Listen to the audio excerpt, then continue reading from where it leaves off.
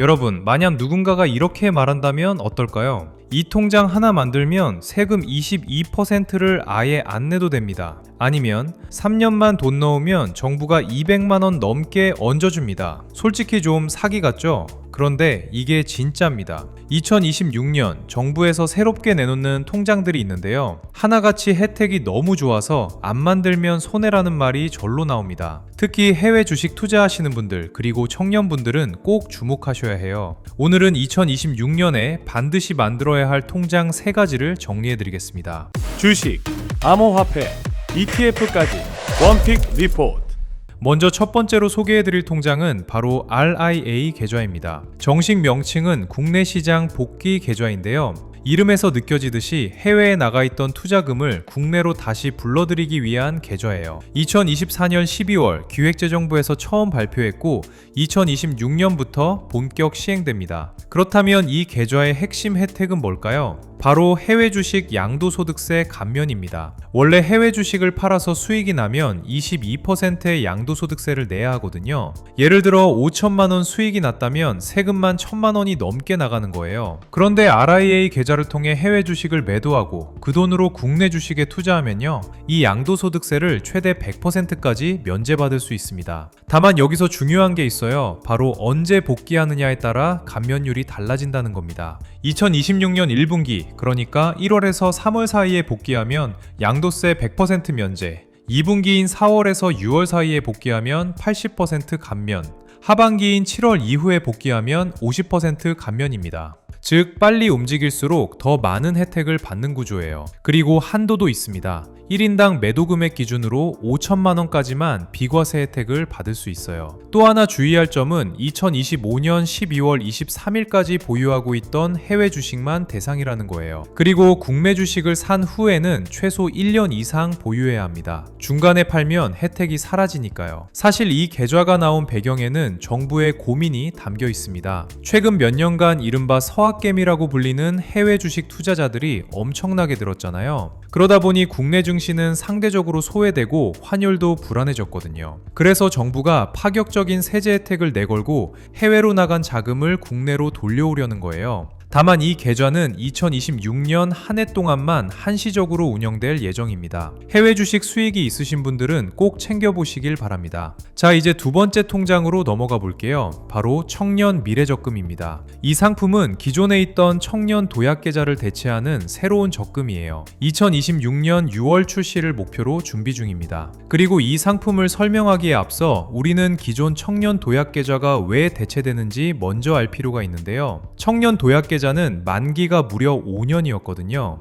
5년이라는 시간이 청년들에게는 너무 길었던 거예요. 중간에 목돈이 필요할 수도 있고 취업 상황이 바뀔 수도 있잖아요. 그래서 중도 해지율이 꽤 높았습니다. 그리고 이런 문제점을 보완해서 나온 게 바로 청년 미래적금이에요. 만기를 3년으로 줄이고 대신 정부 지원금 비중을 대폭 높였습니다. 그렇다면 가입 조건은 어떻게 될까요? 만 19세에서 34세 청년이 대상이고요. 병역 이행자는 복무기간만큼 최대 6년까지 연장됩니다. 또한 소득 요건도 있는데요. 근로자 기준으로 개인소득 6천만 원 이하이면서 가구 중위소득 200% 이하여야 해요. 게다가 특이한 점은 자영업자도 가입할 수 있다는 겁니다. 연 매출 3억 원 이하인 소상공인 청년도 대상에 포함됐어요. 기존 상품에서는 빠져있던 분들이라 반가운 소식이죠. 납입 한도는 월 최대 50만 원, 만기는 3년입니다. 그러면 3년 동안 꽉 채워서 넣으면 원금만 1,800만 원이 되는 거죠. 여기에 정부 지원금이 붙습니다. 지원금은 두 가지 유형으로 나뉘어요. 일반형은 납입액의 6%를 지원받습니다. 월 최대 3만 원이에요. 우대형은 무려 납입액의 12%를 지원받아요. 월 최대 6만 원이죠. 우대형 대상은 중소기업에 새로 취업한 지 6개월 이내인 청년 또는 저소득 청년입니다. 그래서 만기 때 실제로 얼마를 받게 되는지 계산해 볼게요. 은행 이자를 연 5%로 가정하면요. 일반형은 원금 1,800만 원에 정부 지원금 108만 원, 여기에 이자까지 더해서 약 2,080만원. 우대형은 정부 지원금이 216만원이라 총 약 2,200만원을 받게 됩니다. 연 환산 수익률로 따지면 일반형이 약 12%, 우대형이 약 17%에 달하는 셈이에요. 시중 적금 금리가 3%대인 걸 생각하면 정말 파격적인 혜택이죠. 2026년 예산안에도 이 상품을 위해 7,446억 원이 편성돼 있습니다. 청년분들은 출시되면 꼭 챙겨보시기 바랍니다. 자, 이제 마지막 세 번째 통장입니다. 바로 IMA 계좌, 우리말로는 종합투자계좌라고 해요. 이 계좌는 앞서 소개한 두 계좌와는 성격이 조금 다릅니다. 증권사가 고객의 돈을 받아서 직접 운용하고 그 수익을 나눠주는 구조거든요.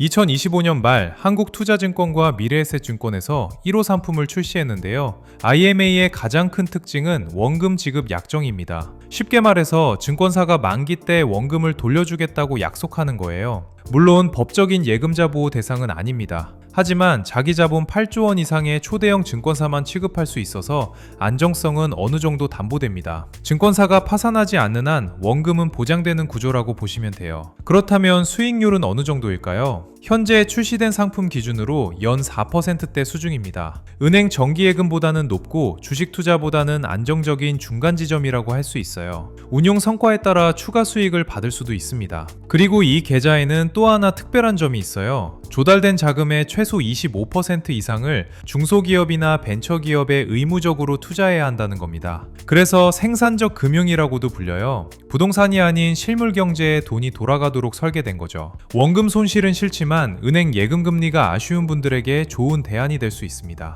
자, 여기까지 세 가지 통장을 살펴봤는데요. 그럼 이쯤에서 궁금해지실 겁니다. 기존에 알려진 절세 끝판왕 ISA 계좌랑 새로 나온 세 가지 중 어떤 게 더 좋을까? 무엇을 먼저 만들어야 할까? 많이들 궁금해 하시더라고요. 그래서 세 계좌를 한번 비교해 드릴게요. 먼저 ISA 개인 종합자산 관리 계좌는 절세가 핵심입니다. 하나의 계좌에서 주식, 펀드, ETF, 예적금을 모두 굴릴 수 있고요. 이익과 손실을 합쳐서 계산하는 손익통산이 가능해서 세금을 획기적으로 줄여줍니다. 연간 납입 한도는 2천만 원이고 의무 보유 기간은 3년이에요. 비과세 한도는 일반형 기준 200만 원, 서민형은 400만 원입니다. 반면 IMA는 원금 보장형 중수익이 핵심이에요. 증권사가 대신 운영해주고 원금 지급을 약정합니다. 은행 예금보다 높은 수익을 비교적 안전하게 노릴 수 있죠. 납입 한도 제한은 없고 투자 기간은 1년에서 7년까지 다양합니다. RIA는 해외 자본 국내 유입이 목적입니다.